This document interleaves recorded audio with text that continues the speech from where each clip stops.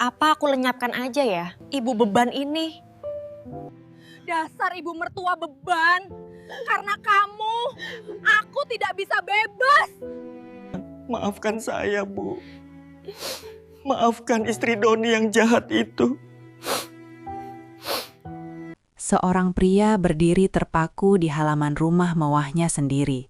Ia mendongak dan melihat sesuatu yang membuat darahnya membeku. Di atas rooftop lantai 2, istrinya berdiri tepat di belakang kursi roda ibunya yang stroke. Jaraknya hanya beberapa sentimeter dari tepi. Angin sore berhembus pelan dan tangan itu mulai bergerak mendorong. Doni berteriak sekuat tenaga dan di detik itulah hidupnya berubah selamanya. Ternyata, sebelum kita mulai cerita ini, tuliskan dulu di kolom komentar dari kota mana kalian menonton cerita ini. Dan jangan lupa untuk like dan subscribe channel ini. Yang sudah subscribe, like, dan komen, diberikan rezeki yang berlimpah. Yang lagi kerja semoga cepat mendapat 1 miliar pertamanya. Amin ya robbal alamin. Sekarang mari kita mulai ceritanya. Hujan turun sejak sore dan tidak menunjukkan tanda akan berhenti. Air menetes perlahan dari atap seng yang sudah lama berkarat, lalu jatuh tepat ke lantai ruang tengah. Doni berdiri sambil memindahkan ember yang sudah hampir penuh. Bau lembab bercampur dingin membuat suasana rumah kecil itu terasa semakin sesak. Namun di balik segala kekurangan itu, rumah itu tetap menjadi tempat paling berarti bagi Doni. Karena di sanalah ibunya membesarkannya seorang diri sejak ayahnya meninggal dunia. Di sudut ruangan, ibunya duduk bersandar di kursi kayu tua dengan selimut tipis menutupi kaki. Wajahnya tampak pucat akhir-akhir ini. Tapi setiap kali Doni menatapnya, senyum lembut selalu terukir, seolah ingin meyakinkan bahwa semuanya baik-baik saja. Rina, istrinya, duduk di dekat jendela memandangi hujan dengan tatapan kosong. Sejak menikah 1 tahun lalu, Rina memang berusaha menyesuaikan diri dengan kehidupan sederhana itu. Tetapi Doni mulai merasakan ada sesuatu yang perlahan berubah dalam diri istrinya. Hari-hari mereka sebenarnya tidak pernah benar-benar mudah. Doni bekerja serabutan, kadang menjadi kuli bangunan, kadang membantu di bengkel. Apa saja yang bisa menghasilkan uang untuk makan dan membayar listrik. Uang yang didapat tak pernah cukup untuk memperbaiki atap yang bocor atau mengganti perabot yang sudah usang. Namun Doni selalu merasa cukup selama ia bisa melihat ibunya tersenyum dan istrinya tetap berada di sisinya. Semua mulai berubah pada suatu pagi ketika ibunya tiba-tiba terjatuh di dapur. Suara benda jatuh yang keras membuat Doni berlari dan mendapati tubuh ibunya tergeletak tak berdaya. Tangannya gemetar, mulutnya sulit berbicara, dan separuh tubuhnya tak lagi bisa digerakkan. Dunia Doni seperti runtuh dalam 1 detik. Rumah sakit menyatakan ibunya terkena stroke dan membutuhkan perawatan intensif serta terapi rutin yang biayanya tidak sedikit. Sejak hari itu, hidup mereka seperti berada dalam pusaran masalah yang tak kunjung reda. Tabungan yang sedikit habis dalam hitungan minggu. Doni mulai meminjam uang ke tetangga dan saudara jauh. Ia rela bekerja lebih keras, pulang larut malam dengan tubuh lelah dan pikiran penuh beban. Rina yang awalnya tampak sabar, perlahan menunjukkan kegelisahan. Ia sering diam lebih lama, kadang mengeluh tentang hidup yang tak kunjung membaik, tentang rumah yang selalu bocor, tentang masa depan yang terasa suram. Doni memahami keluhan itu, tetapi ia tidak pernah berhenti mencoba memberi harapan. Ia selalu berkata bahwa keadaan ini hanya sementara, dan suatu hari mereka akan hidup lebih layak. Namun kenyataan berbicara lain. Biaya terapi ibunya terus berjalan, sementara penghasilan Doni tak pernah benar-benar mampu mengejar kebutuhan yang kian membesar. Suatu malam setelah menghitung sisa uang yang hanya cukup untuk beberapa hari, Doni duduk sendirian di teras kecil rumahnya. Hujan telah reda, menyisakan bau tanah basah. Di kejauhan terdengar suara kendaraan melintas pelan. Disitulah keputusan besar itu muncul dalam benaknya. Ia teringat cerita temannya yang bekerja di luar negeri dan mampu mengirim uang dalam jumlah besar setiap bulan. Pikiran itu terus berputar, sampai akhirnya ia merasa tidak punya pilihan lain. Dengan hati berat, ia menyampaikan niatnya kepada Rina dan ibunya. Ia ingin merantau demi masa depan mereka. Ia ingin ibunya mendapatkan pengobatan terbaik, ingin memperbaiki rumah agar tak lagi bocor, ingin membuat istrinya hidup lebih layak. Ibunya menatapnya lama dengan mata berkaca-kaca. Bukan karena tidak setuju, tetapi karena berat melepas anak satu-satunya pergi jauh. Rina pun menangis dan memeluknya, mengatakan bahwa ia akan menjaga ibu sebaik mungkin selama Doni pergi. Hari keberangkatan tiba lebih cepat dari yang ia bayangkan. Di bandara kecil itu, Doni memeluk ibunya dengan hati yang terasa diremas. Ia berjanji akan rajin mengirim uang dan akan pulang membawa perubahan besar. Ia juga menggenggam tangan Rina dengan keyakinan penuh bahwa istrinya akan menjadi penopang yang kuat bagi ibunya selama ia tidak ada. Pesawat yang membawanya pergi mengudara perlahan, meninggalkan kota kecil dan rumah bocor yang menjadi saksi awal perjuangannya. Doni menatap keluar jendela dengan harapan yang membumbung tinggi. Ia tidak tahu bahwa keputusan yang ia ambil demi cinta dan tanggung jawab itu justru akan membuka babak kehidupan yang tak pernah ia bayangkan sebelumnya. Babak yang akan menguji bukan hanya kesetiaan, tetapi juga kemanusiaan. Hari-hari pertama Doni di negeri orang terasa begitu panjang dan melelahkan. Ia bekerja di bawah terik matahari dan kadang dalam dingin malam yang menusuk tulang. Pekerjaannya berat, jauh lebih berat dari yang pernah ia lakukan di kampung halaman. Tangannya melepuh, punggungnya sering terasa seperti dipatahkan. Tetapi setiap kali rasa lelah datang, bayangan wajah ibunya yang duduk di kursi roda selalu menjadi alasan untuk bertahan. Ia membayangkan ibunya menjalani terapi rutin, makan makanan bergizi, dan perlahan pulih. Ia juga membayangkan Rina tersenyum bangga karena suaminya berjuang keras demi keluarga. Bulan pertama gaji diterima, Doni langsung mengirim sebagian besar penghasilannya ke rekening Rina. Jumlahnya jauh lebih besar dari yang pernah ia pegang sebelumnya. Saat ia menelepon malam itu, suaranya penuh semangat dan harapan. Ia bertanya tentang kondisi ibunya, tentang terapi, tentang dokter yang menangani. Rina menjawab dengan nada lembut bahwa semuanya berjalan baik. Ibunya sudah mulai sedikit bisa menggerakkan jari, dan dokter mengatakan ada kemajuan. Mendengar itu, dada Doni terasa hangat. Ia merasa segala lelahnya terbayar. Namun, kenyataan di rumah sangat berbeda. Uang yang masuk ke rekening Rina membuatnya terdiam cukup lama di depan layar ponsel. Nominal itu terasa seperti pintu menuju kehidupan yang selama ini ia impikan. Ia memang sempat membawa ibu Doni kontrol 1 kali, tetapi biaya terapi rutin dianggap terlalu merepotkan dan menguras waktu. Ia mulai berpikir bahwa mungkin terapi bisa ditunda sebentar. Toh, kondisi ibu mertuanya tidak akan berubah drastis dalam waktu dekat. Hari-hari berikutnya, Rina lebih sering keluar rumah. Ia membeli pakaian baru, tas mahal, dan perhiasan yang dulu hanya bisa ia lihat dari etalase toko. Tetangga mulai memperhatikan perubahan penampilannya. Rumah yang dulu tampak suram perlahan dihiasi barang-barang baru. Sofa diganti, televisi dibeli yang lebih besar, dapur direnovasi sedikit demi sedikit. Semua terlihat seperti tanda keberhasilan Doni di perantauan. Sementara itu, Ibu Doni menghabiskan sebagian besar waktunya di kursi roda di kamar kecil yang lembab. Ia sering mendengar suara pintu depan dibuka dan ditutup, suara langkah Rina yang terburu-buru, tetapi jarang ada suara yang mendekat untuk menemaninya. Makan diberikan sekadarnya, kadang terlambat. Obat diminum tidak teratur. Setiap kali Doni menelepon, Rina akan memindahkan kursi roda ke ruang tamu agar terlihat lebih terang, lalu menyuruh Ibu Doni tersenyum di depan kamera. Percakapan selalu singkat, karena Rina berdiri di samping, seolah tak ingin ada kata yang terucap di luar kendalinya. Memasuki bulan keempat, kiriman uang semakin besar. Doni bekerja lembur hampir setiap hari. Ia menolak ajakan teman-temannya untuk bersenang-senang, memilih menyimpan uang untuk keluarga. Dalam pikirannya hanya ada satu tujuan, membuat hidup ibunya nyaman di masa tua dan membahagiakan istrinya. Ia bahkan mulai merencanakan membangun rumah yang lebih layak agar ibunya tidak lagi tinggal di bangunan yang atapnya bocor. Di sisi lain, Rina mulai menikmati perhatian orang-orang sekitar. Tetangga memuji keberuntungannya memiliki suami yang sukses di luar negeri. Ia tersenyum bangga, merasa dihargai, merasa lebih tinggi dari sebelumnya. Setiap kali melihat ibu mertuanya yang hanya bisa terdiam di kursi roda, ia justru merasakan beban. Ia merasa kebebasannya terganggu, Waktunya tersita, dan suasana rumah menjadi tidak menyenangkan karena kehadiran seorang wanita tua yang selalu bergantung padanya. Perubahan sikapnya makin terasa. Ia tak lagi berbicara dengan lembut kepada Ibu Doni.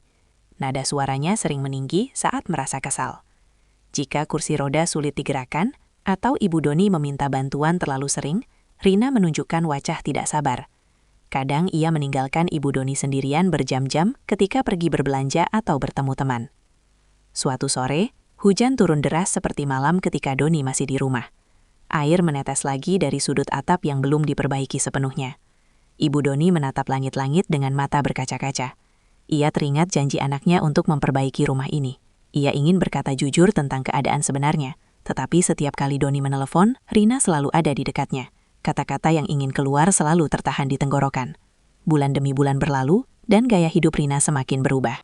Ia mulai memesan barang-barang dari luar kota, membeli perabot mahal, bahkan mengganti sebagian struktur rumah tanpa berdiskusi panjang dengan Doni. Ketika Doni menanyakan tentang tabungan untuk pengobatan jangka panjang, Rina menjawab bahwa semua masih aman dan cukup. Ia pandai menyusun kalimat agar terdengar meyakinkan. Doni sama sekali tidak menyadari bahwa uang yang ia kirim untuk terapi ibunya justru mengalir ke hal-hal yang tak ada hubungannya dengan kesehatan. Ia percaya sepenuhnya. Ia merasa memiliki istri yang setia dan bertanggung jawab. Setiap kali rasa rindu datang, ia menenangkan diri dengan membayangkan ibunya perlahan membaik dan rumah mereka yang suatu hari akan berdiri megah sebagai bukti perjuangannya. Di akhir tahun pertama, perubahan fisik rumah mulai terlihat jelas. Dinding lama diruntuhkan sebagian, pekerja bangunan keluar masuk halaman. Tetangga semakin yakin bahwa keluarga Doni telah bangkit dari kemiskinan. Namun tak seorang pun tahu bahwa di balik suara palu dan semen yang diaduk, seorang ibu tua duduk terdiam, menahan kesepian dan perlakuan yang tak lagi sama seperti dulu. Di negeri orang, Doni berdiri di bawah langit asing dengan tangan yang mulai mengeras karena kerja berat. Ia memandang jauh ke depan dengan keyakinan bahwa pengorbanannya tidak sia-sia. Ia tidak tahu bahwa perubahan yang terjadi di rumah bukan hanya pada bangunan, tetapi juga pada hati seseorang yang ia percayai sepenuhnya. Memasuki tahun kedua, perubahan yang dulu hanya terlihat dari perabot dan dinding, kini menjelma menjadi sesuatu yang jauh lebih besar. Rumah tua dengan atap bocor itu akhirnya diratakan dengan tanah. Dalam hitungan bulan, berdirilah bangunan megah 2 lantai dengan cat cerah dan kaca lebar yang memantulkan cahaya matahari. Di bagian atasnya, terdapat rooftop luas dengan pagar pembatas setinggi dada orang dewasa. Dari sana, seluruh kampung bisa terlihat jelas. Tetangga berdiri di pinggir jalan hampir setiap hari, menyaksikan proses pembangunan itu dengan kagum. Nama Doni sering disebut sebagai contoh keberhasilan anak kampung yang sukses di luar negeri. Rina berjalan keluar rumah dengan pakaian rapi dan wajah penuh percaya diri. Ia menerima pujian dengan senyum tipis yang sulit ditebak maknanya. Namun di tengah kemegahan itu, Ibu Doni justru dipindahkan ke kamar kecil di bagian belakang lantai bawah. Kamarnya memang lebih bersih dari sebelumnya, tetapi terasa sunyi dan jauh dari kehidupan rumah yang kini semakin ramai oleh suara pekerja dan tamu. Kursi rodanya sering diparkir menghadap jendela sempit yang hanya memperlihatkan tembok tetangga. Rina semakin sibuk mengurus desain interior, memilih sofa, memesan meja makan mahal, dan memastikan setiap sudut rumah terlihat elegan. Ia jarang lagi duduk lama di samping ibu mertuanya. Jika ibunya Doni memanggil dengan suara pelan karena ingin minum atau ke kamar mandi, Rina sering menunda dengan alasan sedang sibuk atau lelah. Doni yang berada ribuan kilometer jauhnya, menerima foto-foto rumah baru itu lewat pesan singkat. Ia terdiam lama memandangi gambar bangunan 2 lantai yang berdiri megah. Hatinya dipenuhi rasa haru dan bangga. Semua jerih payahnya seperti terbayar. Ia membayangkan ibunya kini tinggal di rumah yang nyaman dan bersih. Tidak lagi kehujanan saat musim hujan datang. Saat ia menelpon malam itu, Rina membawa ponsel berkeliling rumah untuk memperlihatkan setiap sudut bangunan baru. Ia berbicara dengan nada ceria, menjelaskan betapa bagusnya pemandangan dari rooftop, dan betapa luas ruang tamu mereka sekarang. Doni tersenyum puas. Ia bertanya tentang kondisi ibunya, dan apakah ia merasa lebih nyaman di rumah baru. Rina menjawab cepat bahwa ibunya sangat senang dan terlihat lebih sehat sejak pindah ke rumah yang lebih baik. Ia bahkan mengarahkan kamera ke arah Ibu Doni yang duduk di kursi roda di ruang tamu. Ibu Doni tersenyum kecil, meski matanya tampak sayu. Doni tidak menangkap kesedihan yang tersimpan di balik senyum itu. Hari-hari berikutnya, rumah mewah itu mulai sering dikunjungi tamu. Rina mengadakan beberapa pertemuan kecil dengan teman-temannya. Tawa dan obrolan terdengar sampai larut malam. Musik kadang diputar cukup keras. Di saat seperti itu, Ibu Doni lebih sering dibiarkan sendiri di kamar. Jika suara musik terlalu keras dan membuatnya sulit tidur, ia hanya bisa memejamkan mata dan berdoa dalam hati agar anaknya selalu diberi keselamatan di negeri orang. Seiring waktu, Rina mulai merasakan sesuatu yang berbeda dalam dirinya. Ia tak lagi merasa sebagai perempuan sederhana yang pernah tinggal di rumah bocor. Ia merasa lebih tinggi, lebih dihargai, dan lebih berhak atas kehidupan nyaman itu. Perasaan memiliki atas semua yang ada di rumah itu tumbuh perlahan. Uang yang dikirim Doni dianggap sebagai hasil jerih payah bersama, bukan semata pengorbanan suaminya. Namun, keberadaan ibu mertuanya mulai terasa seperti bayangan yang mengganggu. Setiap kali melihat kursi roda di sudut ruangan, Rina merasakan beban yang sulit dijelaskan. Ia harus mengurus makan, membersihkan, membantu berpindah tempat. Semua itu terasa seperti kewajiban yang mengikatnya pada masa lalu yang ingin ia tinggalkan. Suatu sore, saat matahari mulai tenggelam dan langit berwarna jingga, Rina membawa Ibu Doni ke rooftop dengan alasan ingin menikmati udara segar. Angin bertiup lembut, dan dari atas sana pemandangan terlihat indah. Ibu Doni memandang jauh dengan mata berkaca-kaca, teringat masa ketika ia menggendong Doni kecil berjalan di pematang sawah. Rina berdiri di belakang kursi roda itu sambil memandang pagar pembatas. Ia memperhatikan jaraknya, tinggi temboknya, dan kemiringan lantai. Pikirannya mulai bekerja lebih jauh dari sekedar menikmati pemandangan. Sebuah bayangan gelap muncul sekelebat, lalu menghilang. Ia menggeleng pelan, seolah mengusir pikiran itu. Beberapa hari kemudian, ia kembali membawa ibu mertuanya ke rooftop. Kali ini ia berdiri lebih lama di belakang kursi roda, menatap ke bawah. Dari ketinggian itu, halaman depan rumah tampak kecil. Jika terjadi sesuatu, orang akan menyebutnya kecelakaan. Pikiran itu muncul lagi, lebih jelas, lebih nyata. Di negeri orang, Doni justru bekerja lebih keras dari sebelumnya. Ia mendapat tambahan proyek dan penghasilannya meningkat. Ia mulai mengirim uang dalam jumlah yang lebih besar.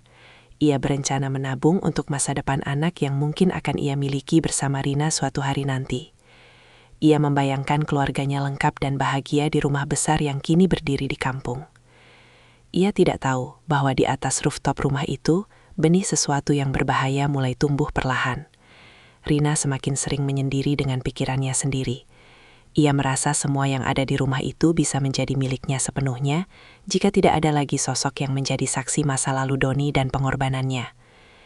Rumah mewah itu berdiri kokoh dan terlihat sempurna dari luar. Lampu-lampu teras menyala terang setiap malam, memantulkan kesan kemakmuran. Namun di balik tembok tinggi dan kaca bening, suasana menjadi semakin dingin. Kesunyian Ibu Doni semakin dalam, sementara keserakahan yang tak pernah disadari Doni mulai menemukan bentuknya. Dan tanpa ada yang menyadari, rooftop yang dulu hanya menjadi tempat menikmati senja, perlahan berubah menjadi tempat yang menyimpan niat paling kelam dalam hati seseorang. Sejak rumah 2 lantai itu selesai sepenuhnya, suasana di dalamnya berubah menjadi lebih sunyi, meski terlihat ramai dari luar. Lampu gantung kristal berkilau di ruang tamu, sofa empuk tersusun rapi, dan aroma pengharum ruangan selalu tercium setiap kali pintu dibuka. Namun bagi Ibu Doni, kemewahan itu tidak membawa kehangatan. Ia tetap duduk di kursi rodanya, memandangi lantai marmer yang dingin dengan perasaan kosong. Rina kini jarang mengajaknya berbicara. Jika dulu di rumah kecil mereka masih sempat duduk bersama meski dalam keterbatasan, sekarang interaksi itu semakin jarang terjadi. Rina lebih banyak menghabiskan waktu di lantai atas, menata kamar utama yang luas dengan lemari besar penuh pakaian baru. Ia sering berdiri lama di depan cermin, memperhatikan dirinya sendiri dengan senyum tipis yang tak lagi sederhana. Ibu Doni semakin merasa seperti tamu di rumah anaknya sendiri. Ia makan di meja kecil di kamarnya, jarang diajak duduk di ruang tamu ketika ada tamu datang. Rina beralasan ibunya butuh istirahat, Padahal sebenarnya ia tak ingin suasana elegan rumah barunya terganggu oleh kehadiran kursi roda dan tubuh renta yang bergerak lambat. Hari-hari berlalu dengan ritme yang hampir sama. Pagi dimulai dengan Rina yang sibuk memeriksa pesan di ponselnya, lalu sesekali menyiapkan makanan seadanya untuk ibu mertuanya. Siang hari, rumah kembali sepi. Kadang Rina pergi keluar tanpa memberitahu akan pulang jam berapa. Ibu Doni hanya bisa menunggu, menahan haus atau lapar sampai seseorang datang membantunya. Beberapa kali Ibu Doni mencoba berbicara lembut, meminta agar dibawa kontrol ke dokter karena tubuhnya sering terasa kaku dan nyeri. Rina menjawab singkat bahwa jadwalnya padat dan terapi bisa dilakukan nanti. Kata nanti itu terus diulang dari minggu ke minggu, tanpa pernah benar-benar terjadi. Di sisi lain, kiriman uang dari Doni semakin besar. Setiap bulan nominalnya bertambah. Doni bekerja lebih keras karena merasa rumah sudah selesai dibangun dan kini saatnya fokus pada kesehatan ibunya. Ia bahkan mengirim pesan panjang berisi rencana membawa ibunya ke rumah sakit terbaik di kota setelah ia pulang nanti. Rina membaca pesan itu dengan wajah datar. Ia membalas dengan kalimat singkat bahwa semuanya sudah diatur dan tidak perlu khawatir. Suatu malam, ketika Rina sedang duduk sendiri di ruang tamu, ia membuka aplikasi perbankan dan menatap angka yang terus bertambah. Ia menghitung total yang telah terkumpul selama 2 tahun terakhir. Jumlah itu jauh lebih besar dari yang pernah ia bayangkan dalam hidupnya. Perasaan puas bercampur ambisi tumbuh dalam dadanya. Ia mulai membayangkan hidup yang lebih bebas, tanpa harus terikat oleh kewajiban merawat seseorang yang baginya hanya menjadi beban. Tatapannya kemudian mengarah ke arah tangga menuju lantai atas. Di sana ada rooftop yang luas dengan pemandangan indah. Ia teringat bagaimana mudahnya kursi roda bergerak jika sedikit didorong di permukaan yang miring. Pikirannya kembali berkelana pada bayangan yang sempat ia usir sebelumnya. Kali ini, bayangan itu tidak pergi begitu saja. Hari berikutnya, Rina membawa Ibu Doni ke rooftop dengan alasan ingin melihat matahari pagi. Angin bertiup pelan, dan suara burung terdengar dari kejauhan. Ibu Doni terlihat tenang, wajahnya sedikit lebih cerah karena jarang bisa merasakan udara luar. Ia menatap langit lama sekali, seperti menyimpan doa yang tak terucap. Rina berdiri di belakang kursi roda itu dan memandangi pagar pembatas yang tingginya hanya sedikit di atas pinggang. Ia menghitung jarak antara kursi roda dan tepi lantai. Tangannya sempat menyentuh pegangan kursi roda dengan tekanan yang berbeda dari biasanya. Jantungnya berdegup lebih cepat, bukan karena takut, tetapi karena pikiran yang semakin jelas membentuk rencana. Ia membayangkan bagaimana jika suatu hari ibu mertuanya tergelincir dari atas sana. Semua orang akan menganggapnya kecelakaan. Usia tua, kondisi stroke, dan keseimbangan yang lemah akan menjadi alasan yang masuk akal. Tidak akan ada yang mencurigai sesuatu. Uang, rumah, dan seluruh harta akan berada dalam kendalinya sepenuhnya. Pikiran itu membuat napasnya terasa berat sekaligus ringan.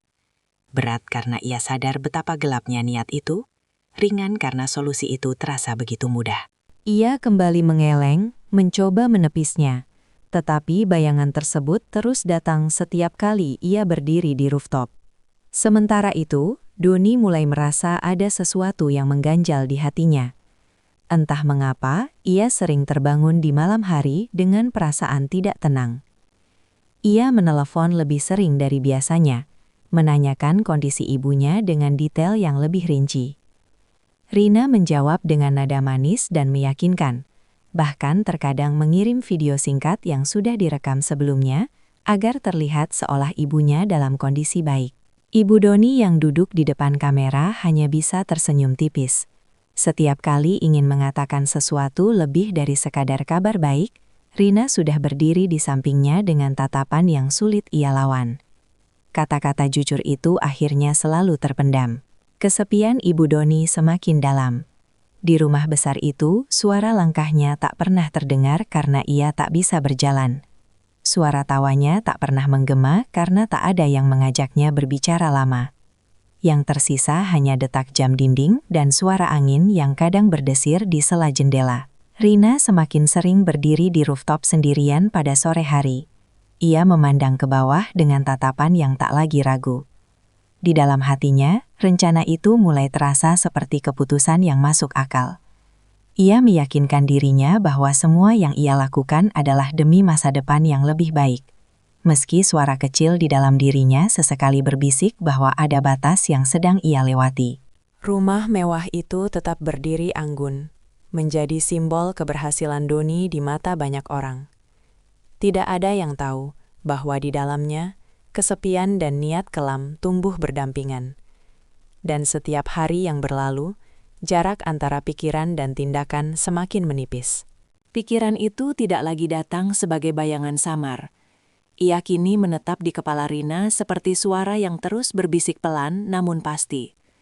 Setiap kali ia menatap angka di rekening yang terus bertambah, setiap kali ia melihat kursi roda di sudut ruangan, perasaan ingin bebas sepenuhnya semakin menguat. Ia mulai merasa bahwa hidupnya seharusnya tidak diikat oleh tanggung jawab merawat seseorang yang dianggapnya hanya memperlambat langkahnya menuju kehidupan yang lebih tinggi. Di pagi hari ketika rumah masih sunyi, Rina duduk di meja makan dengan secangkir kopi yang mulai dingin. Ia membuka catatan kecil di ponselnya dan mulai menuliskan kemungkinan-kemungkinan yang terlintas dalam pikirannya. Ia memikirkan waktu yang tepat, keadaan yang mendukung, dan cerita yang masuk akal bila sesuatu terjadi. Semua ia susun dengan hati-hati, seolah sedang merencanakan pesta kecil, bukan sesuatu yang jauh lebih besar dan berbahaya. Ia menyadari bahwa kecelakaan adalah alasan paling aman.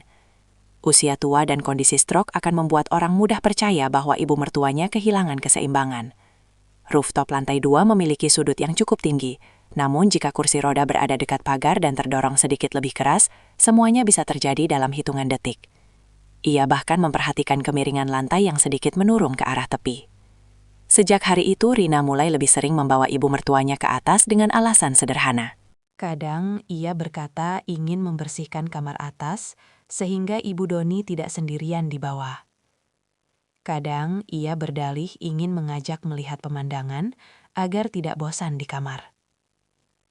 Setiap kali berada di rooftop, ia berdiri di belakang kursi roda dan memperhatikan jarak ke pagar pembatas. Tangannya perlahan menggenggam pegangan kursi roda dengan tekanan yang sedikit lebih kuat dari biasanya. Ibu Doni tidak menyadari perubahan itu sepenuhnya, namun hatinya sering merasa gelisah tanpa alasan yang jelas. Angin di rooftop terasa berbeda, lebih dingin dari biasanya. Ia pernah melihat tatapan Rina yang kosong dan sulit ia pahami. Tatapan itu tidak lagi seperti menantu yang dulu menangis saat melepas Doni di bandara.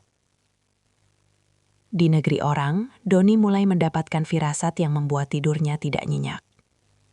Ia sering memimpikan ibunya memanggil namanya dari tempat yang jauh.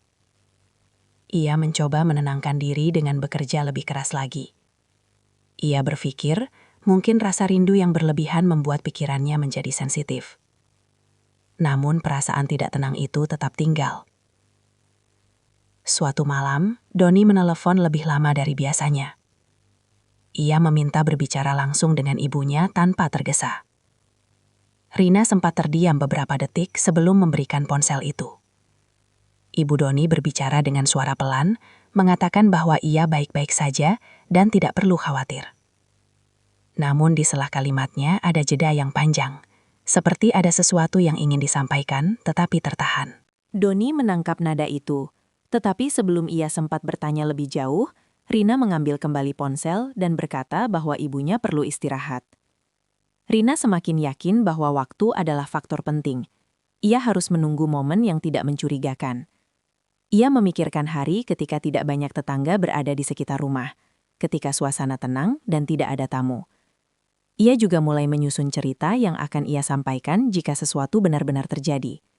Ia akan berkata bahwa ibu mertuanya memaksa ingin melihat pemandangan sendirian dan kursi roda tergelincir. Ia bahkan membayangkan dirinya menangis histeris agar terlihat meyakinkan. Setiap langkah kecil yang ia susun membuatnya merasa lebih percaya diri. Ia mulai melihat ibu mertuanya bukan lagi sebagai manusia yang pernah membesarkan suaminya, tetapi sebagai hambatan terakhir menuju kendali penuh atas segalanya. Ia membayangkan Doni akan semakin bergantung padanya setelah kehilangan ibunya. Ia membayangkan semua keputusan keuangan berada sepenuhnya di tangannya. Namun, di balik keyakinan itu, ada detik-detik singkat ketika rasa takut muncul. Bagaimana jika ada yang melihat? Bagaimana jika rencananya gagal? Pikiran itu membuatnya gelisah. Tetapi keserakahan yang sudah tumbuh lebih kuat dari rasa ragu. Ia meyakinkan dirinya bahwa ia cerdas dan mampu mengatur semuanya. Suatu sore menjelang senja, langit tampak cerah tanpa awan. Rina kembali membawa Ibu Doni ke rooftop. Ia mendorong kursi roda perlahan hingga mendekati pagar. Angin berhembus lembut, membuat ujung jilbab Ibu Doni bergerak pelan. Rina berdiri diam beberapa saat, menatap ke bawah. Hatinya berdetak lebih cepat dari biasanya. Tangannya perlahan menekan pegangan kursi roda ke depan beberapa sentimeter, lalu berhenti. Ia merasakan betapa mudahnya pergerakan itu terjadi. Hanya butuh sedikit dorongan lebih kuat, dan semuanya akan selesai. Namun hari itu, ia belum melakukannya. Ia ingin memastikan segalanya sempurna. Di sisi lain dunia, Doni menerima kabar bahwa kontraknya bisa diperpanjang dengan gaji lebih besar. Ia merasa ini kesempatan baik untuk menambah tabungan sebelum benar-benar pulang. Tetapi entah mengapa, pikirannya terus kembali pada rumah dan ibunya. Ia menatap foto terakhir yang dikirim Rina, foto rumah megah dengan langit biru di atasnya. Tanpa ia sadari, di atas atap rumah itulah sebuah keputusan besar sedang menunggu waktu untuk diwujudkan. Rencana yang dulu hanya berupa bayangan, kini telah menjadi garis yang hampir tersambung sepenuhnya. Tinggal satu langkah lagi, dan tidak ada yang bisa mengembalikan keadaan seperti semula. Memasuki tahun ketiga, jarak antara Doni dan rumahnya terasa semakin aneh. Secara materi, semuanya terlihat sempurna. Rumah mewah sudah berdiri, rekening terus bertambah, dan Rina selalu berbicara dengan nada manis setiap kali mereka berkomunikasi. Namun secara batin, Doni justru merasa semakin jauh dan asing terhadap kehidupannya sendiri. Ia mulai menelepon hampir setiap 2 hari sekali. Alasannya sederhana, rindu yang semakin sulit ditahan. Tetapi di balik itu, ada kegelisahan yang tidak bisa ia jelaskan. Setiap kali panggilan tersambung, Rina selalu menjawab cepat dengan suara ceria, seolah sudah menunggu. Ia menceritakan kegiatan rumah, tetangga yang memuji rumah baru, dan rencana kecil untuk mempercantik halaman depan. Ketika Doni menanyakan ibunya, jawaban yang ia terima selalu sama. Kondisinya stabil, makan teratur, sesekali dibawa berjemur di rooftop agar mendapat udara segar. Kata-kata itu terdengar meyakinkan, tetapi entah mengapa Doni merasa ada nada yang terlalu disusun rapi, seperti kalimat yang sudah dihafal sebelumnya. Suatu malam, Doni meminta berbicara lebih lama dengan ibunya. Ia ingin mendengar suaranya tanpa tergesa. Rina sempat terdiam beberapa detik sebelum akhirnya memindahkan ponsel ke tangan Ibu Doni. Suara ibunya terdengar pelan dan sedikit bergetar. Ia mengatakan bahwa ia sehat dan tidak perlu khawatir. Namun di sela-sela kalimat itu ada keheningan yang panjang, seperti ada sesuatu yang ingin keluar tetapi tertahan. Doni mencoba bertanya, apakah terapi masih rutin dilakukan? Ibunya menjawab singkat bahwa semuanya baik-baik saja. Sebelum percakapan berkembang, Rina sudah kembali mengambil alih ponsel dan berkata bahwa ibunya lelah dan harus beristirahat. Panggilan pun berakhir lebih cepat dari yang Doni harapkan. Malam itu Doni tidak bisa tidur dengan tenang. Ia menatap langit kamar asramanya yang asing dan merasa seperti ada sesuatu yang tidak beres. Ia mencoba menghubungi salah satu tetangga lama di kampung dengan alasan sekadar menyapa. Dari percakapan ringan itu, ia mendengar bahwa rumahnya kini sering terlihat sepi di siang hari. Tetangga itu juga berkata bahwa jarang melihat ibunya keluar, bahkan untuk sekadar duduk di teras. Kata-kata itu menancap dalam pikiran Doni. Ia mulai menyadari bahwa selama ini ia hanya melihat apa yang diperlihatkan kepadanya melalui layar ponsel. Ia tidak pernah benar-benar tahu apa yang terjadi di dalam rumah tersebut. Di rumah mewah itu, Rina semakin berani dengan rencananya. Ia merasa Doni terlalu jauh untuk mengetahui kenyataan. Ia bahkan mulai mengurangi video call dan lebih sering mengirim rekaman lama ketika Doni meminta melihat ibunya. Ia merekam beberapa video Ibu Doni sedang tersenyum atau makan, lalu menyimpannya untuk digunakan kembali sewaktu-waktu. Sementara itu, kondisi Ibu Doni semakin melemah. Tubuhnya jarang digerakkan, terapi tidak pernah benar-benar dilakukan. Tangannya kaku dan sering terasa nyeri. Ia semakin sering menatap pintu kamar dengan harapan anaknya tiba-tiba muncul seperti dulu, ketika masih kecil dan selalu datang saat ia memanggil. Suatu sore, Rina kembali membawa ibu mertuanya ke rooftop. Kali ini suasana lebih sunyi dari biasanya. Langit mendung tipis dan angin berembus lebih kencang. Rina mendorong kursi roda mendekati pagar, lebih dekat dari sebelumnya. Tangannya menggenggam pegangan dengan kuat. Ia memandang ke bawah dan mencoba membayangkan adegan yang akan terjadi. Ia membayangkan dirinya berteriak histeris, memanggil tetangga, menangis seolah kehilangan. Semua terlihat jelas dalam pikirannya. Ia bahkan membayangkan Doni yang hancur dan akhirnya hanya bergantung padanya sebagai satu-satunya keluarga yang tersisa.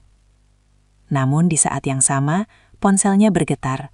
Nama Doni muncul di layar. Rina terkejut dan cepat menjauhkan kursi roda beberapa langkah sebelum menjawab. Suaranya langsung berubah lembut seperti biasa. Doni bertanya apa yang sedang dilakukan. Rina menjawab bahwa ia sedang menemani ibu menikmati udara sore. Doni meminta melihat ibunya melalui kamera. Rina mengarahkan ponsel dengan tangan yang sedikit gemetar. Ibu Doni terlihat lebih kurus dari sebelumnya. Tetapi Rina cepat mengalihkan kamera agar tidak terlalu lama fokus pada wajah itu. Doni hanya sempat melihat sekilas sebelum panggilan terputus dengan alasan sinyal kurang baik. Setelah panggilan itu, Doni semakin yakin bahwa ia harus pulang lebih cepat dari rencana. Ia merasa tidak bisa lagi mengandalkan cerita yang ia dengar dari jarak jauh. Ada perasaan kuat bahwa kehadirannya dibutuhkan segera. Di sisi lain, Rina merasa waktu semakin sempit. Ia tidak tahu kapan Doni akan benar-benar pulang. Ia takut jika terlalu lama menunggu, kesempatan itu hilang. Pikiran itu membuatnya semakin gelisah. Ia mulai menghitung hari dan mencari momen paling tepat untuk melaksanakan rencana yang sudah lama ia susun. Rumah besar itu tetap terlihat tenang dari luar. Lampu teras menyala setiap malam, gerbang tertutup rapat, dan tidak ada tanda-tanda kegelisahan yang terjadi di dalamnya. Namun, di antara dinding-dinding mewah itu, kebohongan semakin menebal, kecurigaan mulai tumbuh, dan jarak antara niat dan tindakan semakin tipis. Doni akhirnya memutuskan sesuatu tanpa memberitahu siapapun. Ia akan pulang diam-diam. Ia ingin melihat sendiri keadaan yang sebenarnya, tanpa rekaman, tanpa cerita yang sudah disusun. Keputusan itu ia ambil dengan hati yang berat sekaligus penuh tekad. Sementara itu, Rina berdiri lagi di rooftop pada malam yang berbeda, memandang gelap di bawah sana. Ia tidak menyadari bahwa waktu yang ia kira masih panjang sebenarnya hampir habis. Keputusan itu akhirnya diambil tanpa banyak pertimbangan lagi.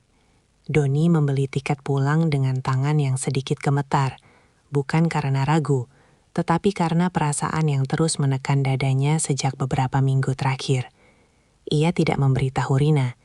Ia tidak ingin ada persiapan, tidak ingin ada cerita yang disusun lebih dulu. Ia ingin melihat semuanya apa adanya. Perjalanan pulang terasa lebih panjang dari saat ia pertama kali berangkat 3 tahun lalu. Dulu ia pergi dengan harapan besar dan hati penuh tekad. Kini ia pulang dengan rasa gelisah yang sulit dijelaskan. Di dalam pesawat, ia memejamkan mata dan teringat wajah ibunya saat terakhir kali ia memeluknya di bandara. Tubuh yang dulu masih cukup kuat, kini pasti jauh lebih lemah. Ia membayangkan akan mendorong kursi roda ibunya sendiri di halaman rumah baru yang megah itu. Setibanya di kota kelahirannya, udara terasa berbeda, hangat dan akrab, tetapi juga membawa beban yang tidak ringan. Doni tidak langsung menghubungi siapapun. Ia memilih naik kendaraan umum menuju rumahnya. Sepanjang perjalanan, ia memperhatikan perubahan kampungnya yang kini tampak lebih ramai. Namun pikirannya hanya tertuju pada satu tempat. Ketika kendaraan berhenti di ujung jalan, ia turun dan berjalan kaki menuju rumahnya. Dari kejauhan, rumah 2 lantai itu terlihat berdiri kokoh dan megah, seperti dalam foto yang sering ia lihat. Catnya masih bersih, pagar besinya tinggi dan terlihat kuat. Ia berdiri beberapa detik di depan gerbang, menatap bangunan itu dengan campuran bangga dan cemas. Gerbang tidak terkunci. Ia mendorongnya perlahan dan melangkah masuk tanpa suara. Halaman terasa sepi.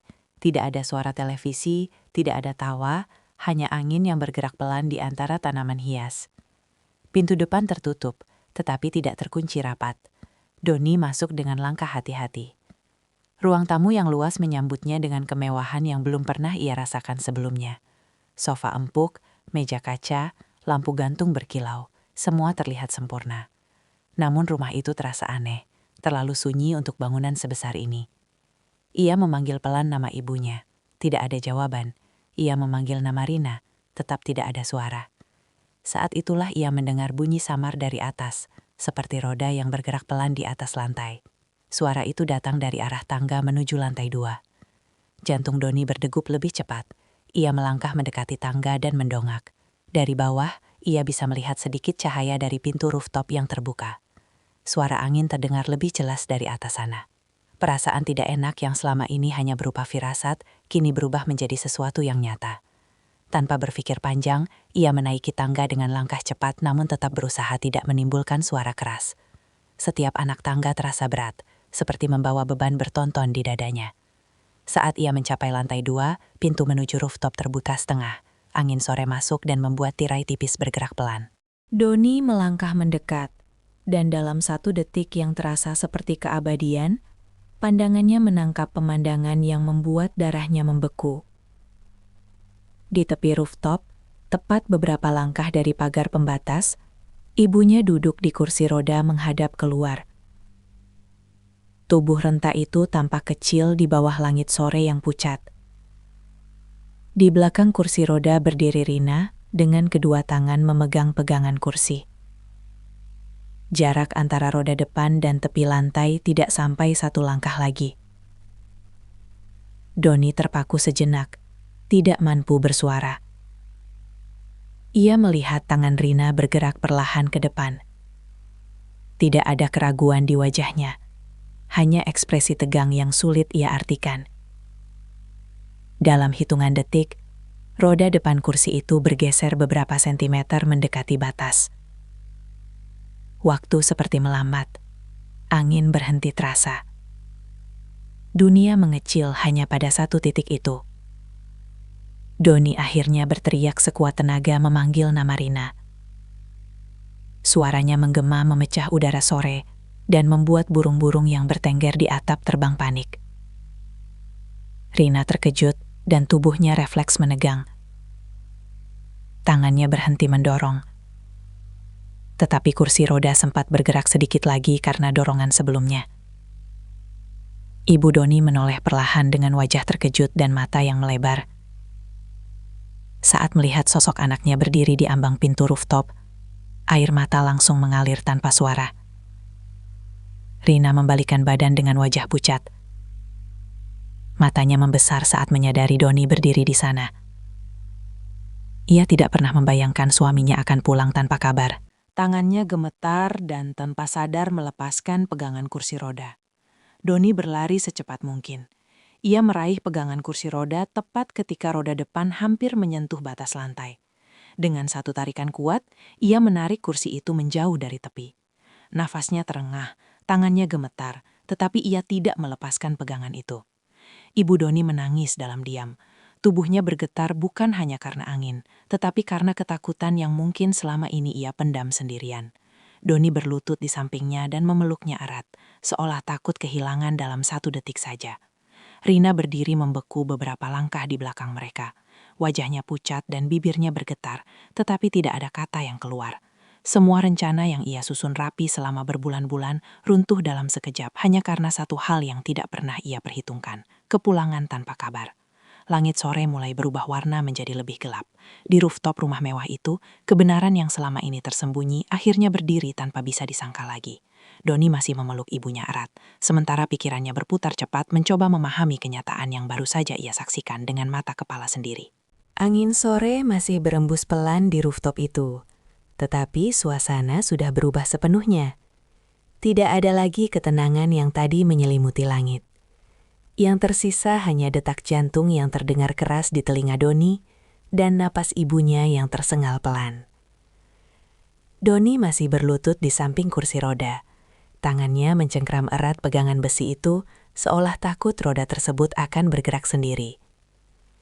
Tubuhnya gemetar bukan karena lelah, melainkan karena kesadaran bahwa ia baru saja datang beberapa detik sebelum sesuatu yang tak bisa diperbaiki terjadi. Ia mengangkat wajahnya perlahan dan menatap Rina.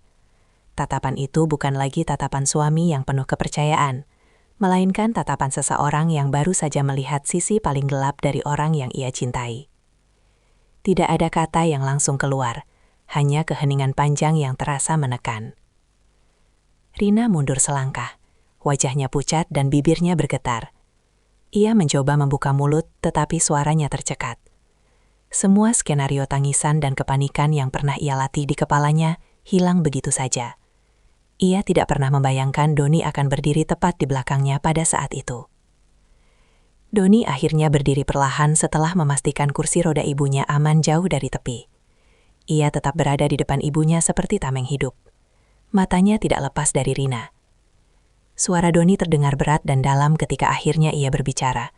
Ia tidak berteriak lagi, tetapi nada suaranya lebih menggetarkan dari teriakan sebelumnya.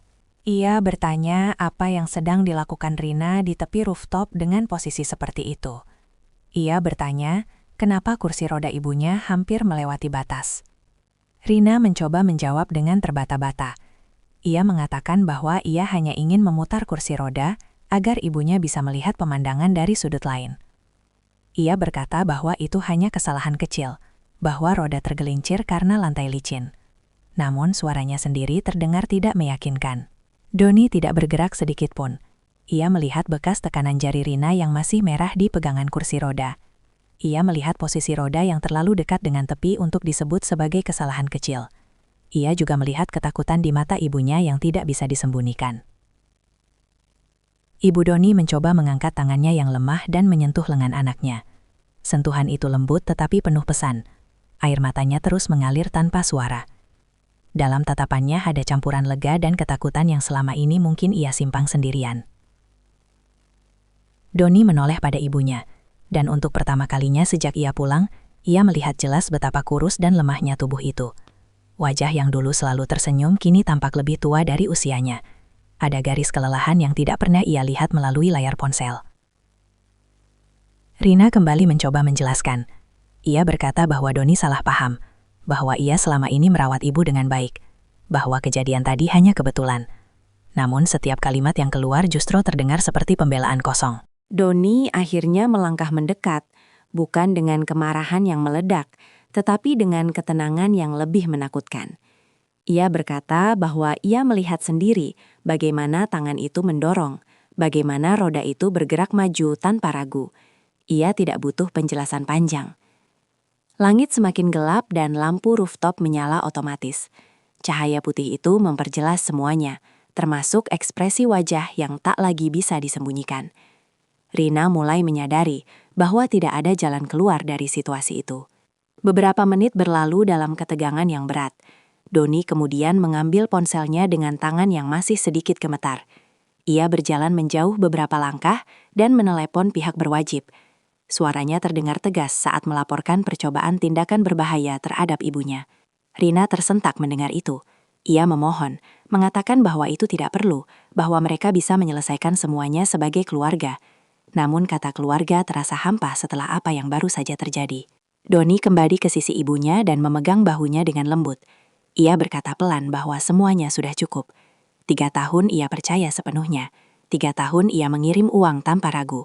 3 tahun ia menahan rindu demi kebahagiaan mereka. Dan dalam satu sore, ia melihat sendiri bagaimana kepercayaan itu hampir merenggut nyawa orang yang paling ia cintai. Tak lama kemudian, suara kendaraan berhenti di depan rumah. Beberapa tetangga yang mendengar teriakan sebelumnya mulai berkumpul di halaman. Langkah kaki terdengar menaiki tangga menuju rooftop. Rina berdiri tak berdaya ketika petugas datang dan mulai menanyakan apa yang terjadi. Doni menjelaskan dengan suara tenang tanpa dramatisasi. Hanya fakta yang ia lihat. Kursi roda di tepi rooftop, dorongan yang ia saksikan. Dan detik ketika ia tiba tepat sebelum semuanya terlambat. Petugas memandang Rina yang tidak mampu memberikan jawaban jelas, selain tangisan yang kini benar-benar pecah. Ibu Doni dibawa turun lebih dulu, dijauhkan dari tempat itu. Doni sendiri yang mendorong kursi roda. Tangannya tidak lagi gemetar, tetapi penuh ketegasan. Ia tidak menoleh ke belakang. Di ruang tamu yang megah itu, yang dulu menjadi simbol keberhasilan dan kebanggaan, suasana berubah menjadi sunyi dan berat. Rina akhirnya dibawa pergi untuk proses lebih lanjut. Tangisnya terdengar memudar seiring pintu rumah terbuka dan tertutup kembali. Doni berdiri di tengah ruang tamu yang luas itu bersama ibunya. Ia menatap sekeliling rumah yang dibangun dari kerja keras dan pengorbanannya. Kini semua itu terasa berbeda. Dindingnya tetap indah, lantainya tetap mengkilap, tetapi maknanya telah runtuh. Ia berlutut di depan ibunya dan memegang kedua tangannya yang lemah. Untuk pertama kalinya dalam 3 tahun, ia berada tepat di sampingnya. Bukan hanya suara dari seberang dunia. Air mata akhirnya jatuh dari mata Doni. Bukan karena marah semata, tetapi karena menyadari betapa dekatnya ia dengan kehilangan yang tak tergantikan. Di malam itu, di rumah mewah yang sunyinya terasa lebih berat dari kemiskinan dulu, sebuah kebenaran telah terbuka sepenuhnya. Tidak ada lagi kepalsuan, tidak ada lagi sandiwara. Yang tersisa hanya kenyataan pahit bahwa pengkhianatan bisa tumbuh di tempat yang sama dengan cinta, dan hanya 1 detik yang memisahkan kehidupan dari penyesalan selamanya. Malam itu terasa lebih panjang dari malam-malam sebelumnya. Setelah petugas membawa Rina pergi, rumah 2 lantai itu berubah menjadi tempat yang asing bagi Doni. Tidak ada lagi suara langkah tergesa, tidak ada lagi nada manis yang biasa menyambutnya lewat telepon.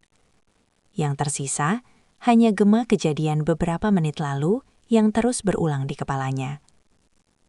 Ibu Doni duduk di kursi roda di ruang tamu, tepat di bawah lampu gantung yang cahayanya kini terasa terlalu terang. Wajahnya pucat dan matanya sembab karena menangis. Doni duduk di hadapannya, memegang tangan renta itu dengan kedua tangannya. Ia mencoba menenangkan ibunya, tetapi sebenarnya ia juga sedang berusaha menenangkan dirinya sendiri. Beberapa tetangga masih berdiri di luar pagar, berbisik pelan satu sama lain. Kabar tentang kejadian di rooftop menyebar cepat. Banyak yang tidak percaya bahwa rumah yang selama ini dianggap simbol keberhasilan justru menjadi tempat hampir terjadinya tragedi. Setelah suasana sedikit tenang, Doni membawa ibunya masuk ke kamar yang selama ini ditempatinya. Saat pintu kamar dibuka, hatinya kembali terasa ditusuk. Kamar itu memang bersih, tetapi terlalu sempit dibandingkan dengan luasnya rumah. Tidak ada tanda-tanda perawatan khusus untuk pasien stroke, tidak ada alat terapi, tidak ada jadwal kontrol dokter yang tertempel di dinding. Hanya obat-obatan seadanya di atas meja kecil. Doni menatap semua itu dengan perasaan campur aduk. Selama 3 tahun, ia mengirim uang dalam jumlah besar, dengan keyakinan bahwa ibunya mendapat pengobatan terbaik. Ia membayangkan terapi rutin, perawat datang secara berkala, dan perhatian penuh dari istrinya. Kenyataan yang ia lihat malam itu jauh berbeda. Ia kembali ke ruang tamu dan duduk lama dalam diam. Ia memutar ulang percakapan telepon selama ini, mengingat setiap jawaban Rina yang terdengar meyakinkan. Kini semua terdengar seperti rangkaian kebohongan yang disusun rapi. Tak lama kemudian, salah satu petugas kembali datang untuk meminta keterangan tambahan. Doni menjelaskan semuanya dengan tenang, tanpa emosi berlebihan. Ia menceritakan bagaimana ia pulang tanpa kabar, bagaimana ia mendengar suara roda dari atas, dan bagaimana ia melihat langsung tangan yang mendorong kursi roda ibunya mendekati tepi rooftop. Ia tidak menambah atau mengurangi apapun, fakta sudah cukup kuat. Petugas itu mengangguk pelan dan mencatat setiap detail. Doni tahu bahwa proses hukum akan berjalan dan ia siap menghadapi semuanya. Baginya, ini bukan lagi soal rumah tangga yang retak, tetapi soal keselamatan ibunya. Setelah petugas pergi, rumah kembali sunyi. Doni duduk di lantai ruang tamu dengan punggung bersandar pada sofa. Ia memandang langit-langit tinggi yang dulu ia banggakan. Ia teringat masa ketika ia dan Rina baru menikah, ketika mereka masih tertawa di rumah bocor itu meski hidup pas-pasan. Ia mencoba mencari titik di mana semuanya mulai berubah. Mungkin sejak uang pertama kali datang dalam jumlah besar. Mungkin sejak rumah mulai dibangun dan pujian berdatangan. Atau mungkin sejak ia terlalu percaya tanpa pernah benar-benar memastikan keadaan yang sebenarnya. Di kamar, Ibu Doni memanggil pelan namanya. Doni segera bangkit dan masuk. Ia duduk di samping ranjang dan memegang tangan ibunya lagi. Dengan suara terbata, ibunya mencoba berbicara lebih panjang dari biasanya. Ia mengatakan bahwa ia tidak pernah ingin menjadi beban. Ia meminta maaf karena membuat Doni harus pergi jauh bekerja keras. Doni menggeleng cepat dan memohon agar ibunya tidak berkata seperti itu. Ia yang seharusnya meminta maaf karena meninggalkan ibunya dalam keadaan lemah. Ia terlalu percaya pada keadaan yang terlihat baik dari jauh. Ia merasa gagal sebagai anak karena tidak melihat tanda-tanda lebih awal. Air mata kembali jatuh di pipi Doni, tetapi kali ini bukan hanya karena marah atau kecewa, melainkan karena penyesalan yang dalam. Ia hampir kehilangan ibunya bukan karena penyakit, tetapi karena keserakahan seseorang yang ia percaya sepenuh hati. Keesokan harinya, Doni mengambil langkah tegas. Ia menghubungi keluarganya dan menyampaikan bahwa ia akan mengurus proses perceraian secepat mungkin. Baginya, tidak ada lagi ruang untuk memperbaiki sesuatu yang sudah melewati batas. Ia tidak ingin hidup dalam bayang-bayang ketakutan bahwa kejadian seperti kemarin bisa terulang. Ia juga menghubungi dokter spesialis untuk menjadwalkan pemeriksaan menyeluruh bagi ibunya. Ia bertekad memastikan bahwa mulai sekarang semua kebutuhan ibunya terpenuhi dengan benar. Uang yang selama ini ia kirimkan harus benar-benar digunakan untuk tujuan yang semestinya. Sementara proses hukum berjalan, kabar tentang percobaan yang terjadi di rooftop menjadi perbincangan hangat di kampung. Banyak yang terkejut, ada yang menyesal tidak menyadari tanda-tanda sebelumnya. Namun bagi Doni, penilaian orang lain tidak lagi penting. Yang terpenting adalah ibunya masih hidup dan berada di sisinya. Rumah megah itu kini terasa seperti pengingat pahit. Setiap sudutnya menyimpan jejak pengkhianatan. Rooftop yang dulu dianggap tempat menikmati senja, kini menjadi simbol detik paling menegangkan dalam hidupnya. Doni bahkan tidak sanggup naik ke atas untuk beberapa waktu. Di tengah semua itu, ada satu hal yang jelas baginya. Ia hampir kehilangan sesuatu yang tidak tergantikan. Harta, rumah dan kemewahan bisa dicari kembali, tetapi seorang ibu tidak pernah bisa digantikan. Malam kedua setelah kejadian itu, Doni duduk di samping tempat tidur ibunya sampai tertidur. Ia tidak ingin jauh sedikit pun. Ia menyadari bahwa 3 tahun yang ia habiskan untuk mengejar masa depan justru hampir merenggut masa kini yang paling berharga. Pengkhianatan itu telah terbongkar sepenuhnya. Tidak ada lagi rahasia, tidak ada lagi kepura-puraan. Yang tersisa hanyalah pilihan untuk memperbaiki hidup dari titik yang paling jujur, meski harus dimulai dari luka yang dalam. Beberapa minggu setelah kejadian di rooftop itu, rumah 2 lantai tersebut tak lagi terasa seperti simbol keberhasilan. Bagi Doni, bangunan itu lebih mirip pengingat akan kesalahan dan kelalaian yang hampir merenggut nyawa ibunya. Setiap kali ia menatap tangga menuju lantai atas, dadanya terasa sesak. Ia teringat detik ketika roda kursi itu hampir melewati batas. Detik yang memisahkan hidup dari penyesalan selamanya. Proses hukum berjalan sebagaimana mestinya. Doni tidak lagi terlibat banyak selain memberikan keterangan yang dibutuhkan. Ia juga menyelesaikan proses perceraian tanpa banyak kata. Tidak ada amarah yang meledak-ledak, tidak ada drama panjang. Hanya keputusan yang diambil dengan kesadaran penuh bahwa beberapa batas memang tidak boleh dilanggar. Setelah semuanya resmi berakhir, rumah itu semakin sunyi. Tidak ada lagi langkah kaki Rina di pagi hari, tidak ada suara percakapan di telepon yang terdengar manis. Doni dan ibunya kini benar-benar tinggal berdua. Hari-hari awal terasa canggung bagi Doni. Selama 3 tahun ia terbiasa hidup sendiri di negeri orang dengan rutinitas kerja yang keras. Kini ia harus belajar kembali menjadi anak yang hadir secara utuh. Ia mulai mengatur jadwal untuk membawa ibunya kontrol ke dokter spesialis. Hasil pemeriksaan menunjukkan bahwa kondisi ibunya bisa membaik jika terapi dilakukan secara rutin dan konsisten. Doni tidak menunda. Ia menyewa fisioterapis yang datang beberapa kali dalam seminggu. Ia juga belajar sendiri cara memijat dan membantu latihan gerak ringan. Setiap pagi, ia mendorong kursi roda ibunya ke halaman, membiarkan sinar matahari menyentuh wajah renta itu.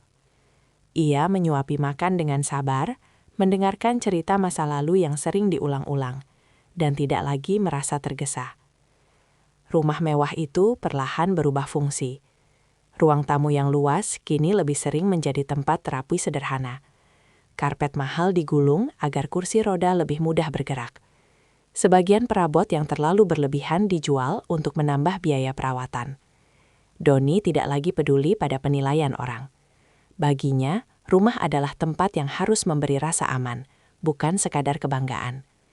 Ia juga mengambil keputusan besar lainnya.